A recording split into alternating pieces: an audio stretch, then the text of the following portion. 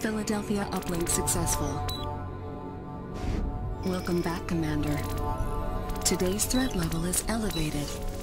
The state of the planet is deteriorating. Tiberium infestation has reached critical levels. Red zones have suffered the worst contamination and cannot support human life. Yellow zones are dangerously contaminated, but contain most of the world's population. Decades of war and civil unrest have left these regions in a state of social collapse.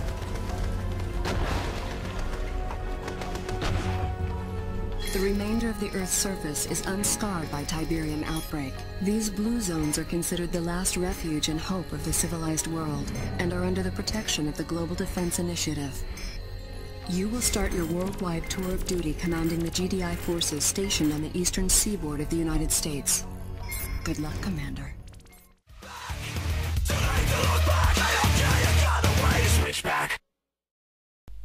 Hey ladies and gents, this is the improved Scrin air assault using Traveller 59. Why is it improved? Well, it's Traveller 59 and it's Kane's Wrath, so there are obvious changes to it. So let's get started. This is me, Traveller 59, pink Scrin. Why am I pink? Because I'm special, that's why I'm pink. This is the map Barstow Badlands, by the way. I love this single player map. This is our opponent, who is Blackhand Nod, yet again. And we're gonna call him Bob, because he was an absolute wazzock and a loser. Anyway, key parts of the maps are: both players start near smallish tib field, around about that size what you're looking at right there. The mutant hovels to the south of each base. There's one, and there to be the other. Then in the centre you have not one, not two, not three, not four, not five, but 6 tib fields surrounding a little island in the centre, which has bunker protection and a tib spike, which is very essential. So in this map, you want to rush for economy ASAP. If you get the tib field, you're practically sealed in the win, in my view. This might be, but yeah, again, if you don't get the tib spike, you can always gain back all the loose Tiberium just by going crazy in the tib fields for surrounding that little island in the centre. Anyway, if you look at my opponent right here, sorry for all that squeaking, by the way, if you can hear it. It's just my freaking chair, it squeaks like hell. Anyway, but my base got power plant, refinery and portal up and running. And I've also sent this little dude to the south in order to make an outpost, and in case you didn't see, I also sent one to the little island in the middle as well, just so that I can keep that tib spike. Because it's one thing gaining a tib spike, it's another thing losing the tib spike. And believe me, when someone loses a tib spike, man, you're pissed off. And the thing is, both bases have bridges that do go to the centre. So there are 3 main ways of attack on this map: from the north, from the south, or straight through the middle. The only problem is from coming straight through the middle, if your opponent has done what I have done and have occupied the centre with either an outpost or with a MCV, then what they're probably going to do is every time you try and go through the centre, they'll destroy your forces. And not just will they do that, but they will also destroy the bridge of that, which is going to completely ruin your chances of using the centre unless you've got a heck of a lot of aircraft at your disposal. Oh yeah. Anyway, let's check out the mighty Bob that we are looking at right now.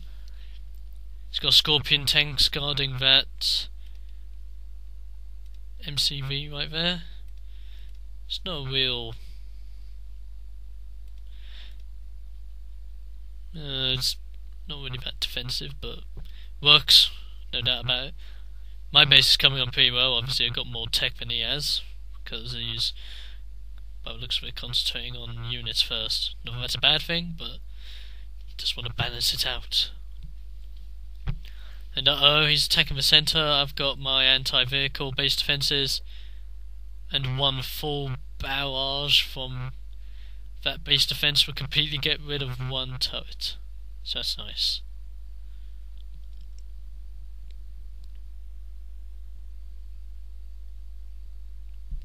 As you see, these guys are getting plastered, not just by my anti-vehicle base defense, but also by the fact that I have an anti-infantry defense there as well, to deal with the people that just want to be bastards all the time. Now he's sending units down south. Obviously now he thinks, right, he's occupied the centre. If my opponent's dumb, he hasn't got the south. Well, newsflash for you, boy, I have. So he's attacking one of my harvesters, I send it home, and as I send it home, they rush after it, and as they rush after it, anti-unit base defences activate. It's also really bad as well, because he's put, I think, yeah, he's put two missile squads inside a tip field, so their health's already going down. Plus the buzzer base defense automatically kills infantry in one. It just sweeps over them dead. As for vehicles, takes a little bit more time, but still does a considerably good amount of damage. At this time I'm just like, shit, make that anti-vehicle base defense. There it is. Boom, boom, boom. Pop, he's dead. There's my first airfield. Later on I'm going to be talking about, if you're going to do the improved air assault, how you could possibly go on doing it. The only reason why I started off like this was because, well, I wanted to, okay? You don't have to start off the same way I do, it's just the way I roll, so to say, so yeah. And now he's tried going through the middle, he's tried going down south, now he's going to go north. And I didn't know this at the moment in time, but I knew that I had to defend my base from an attack from the north just in case. So by this time I was just making base defences for that north area. But while that was happening, he decides to try the middle one more time. And what does he face? He faces anti-unit base defences, and not one but two anti-vehicle base defences, which completely and utterly batter those raider buggies, and that bridge is getting a right pounding at that. A few more shots on that bridge and, well, you're not going to be seeing these guys for any longer. Not for much longer, so I say. Here we go, we got another squad coming up here now. A couple of missile troops and a couple of Scorpion tanks. Gonna see if they can attack my base from up in here. But this time we only had the anti-unit base defences again. But they did manage to get rid of my growth accelerator, which really peed me off.